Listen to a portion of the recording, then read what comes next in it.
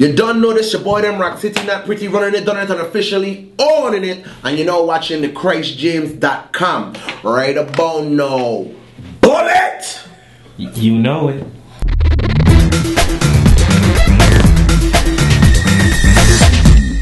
Well, first of all, we was in LA when we did the record. We was working with Dr. Luke, and at this time we was working on an artist called Becky G.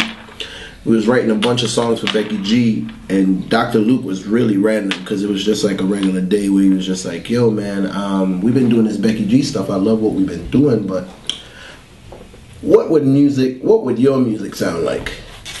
What would that be? It was like, but nobody ain't never really asked us that, you know. We come in the room to write for other people. Nobody really, you know.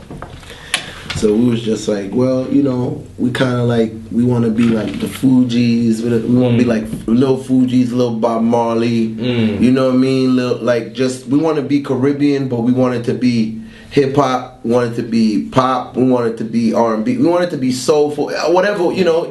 We just like music. So he was like, cool, you know, let's try some ideas. And he was like, you know, we started talking about records and Circuit.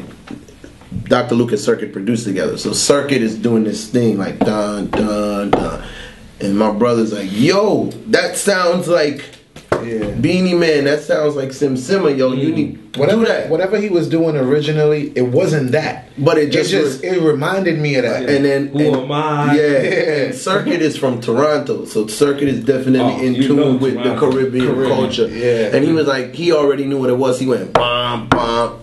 You know what I'm saying? And at that time, you know, we was like, I just was like, Simma, I just want to buy me a Beamer. You know what I mean? And because I was like, you know, not like, who got the keys to the Beamer? Yeah. Or what, you know, I was just like, you know, that's what we aspire for, basically. Yeah. I just want to get one. Yeah, you know? that's real. Yeah. You know what it is, too? Like, even though we've, you know, over the years, we've gained all this success writing records, as artists, for us, it's like, you know, we still want to tell our story to the world. Exactly. And, you know, we can't come fresh out the gate as artists talking about, you know, we driving Porsches and Beamers and Ferraris.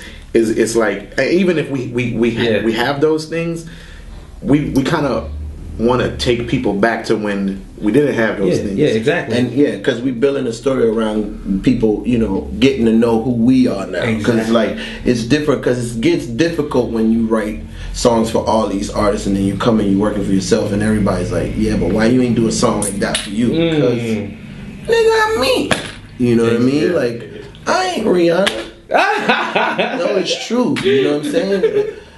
You know, when we write songs for her, we write, that's who she is and who she wants to represent. And then you know, or the Pussycat Dolls or anybody that we've worked with, from Miley Cyrus to Future to Kanye to anybody that we've been a part of making music with or for.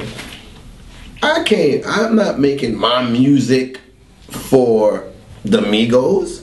We making the Migos music for them. We making Juicy J, we making Usher, making their music for them. You know what I mean? With a bit of our style, of course, but it's not our music. So that for us is just like, when we get in the studio and we making these records, it's like, this is what we would say. This is who we are as people. Because the number one thing is, you want to believe somebody. You want to say.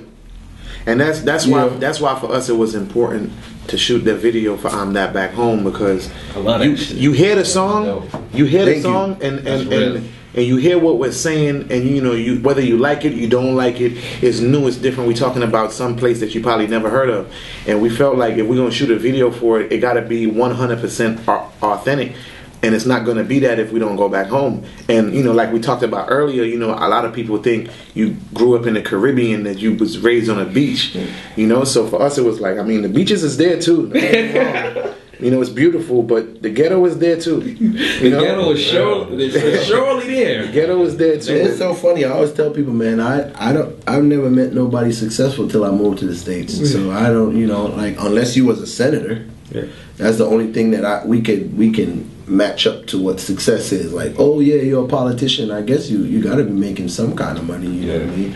But other than that, like, we don't growing up, we didn't have no rich friends. We didn't have no well-off friends. We didn't have no middle-class friends. We had, everybody was like, what you ate today? Crackers. What about you? Bread. Everybody was from the slums. You know what I'm saying? Everybody was from the slums. Yeah. Everybody was mango from the tree mango, a mango tree in front of our apartment. Can't on time on it. Like, really, that's just the whole thing. And we had a great childhood, because I think sometimes when you black and you talk about poverty, I think sometimes people have this tendency to want to, like, they feel sorry for you or something. I'm like, homeboy, yeah, I had some of the best times when I ate crackers and mayo. You know, that my childhood was awesome. You know, we went through Hurricane Marilyn, no electricity for like 2 to 3 months. And you know what's crazy? It had it days when when reality sinked in and you was like, damn, like we living kind of messed up. But for the most part, we had fun because we was kids. When you kids, we never had to worry about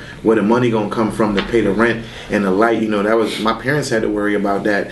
And but as we got older and we ventured out on our own and got our own apartment and was out there struggling trying to make it in this music business, then that's when we started really experiencing how hard it really is. And being an adult, like, sucks. That's what I said. For real, man. It's whack, bro. And then that's when we look back and we had even much more of an appreciation for our parents. Yeah. Because it was like, damn, like, our parents went through this with all of us, though.